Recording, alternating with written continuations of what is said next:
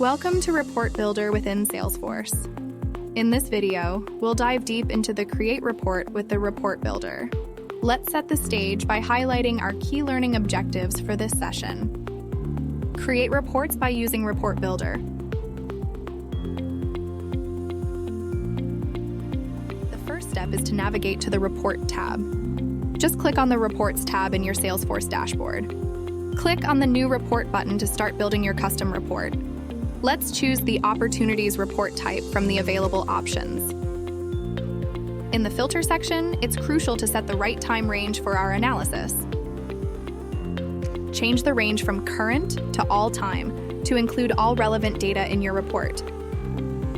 Let's say we want to summarize the Amount column. Click on the drop-down menu next to the column header. Select Summarize and choose the aggregation method. Finally, after customizing and analyzing the report, it's time to save your hard work. Click on Save and give your report a meaningful name. This makes it easy to retrieve and share later.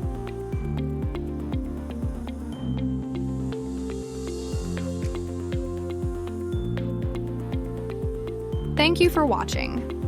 If you have any questions or want to explore this topic further, please feel free to reach out. Have a fantastic day.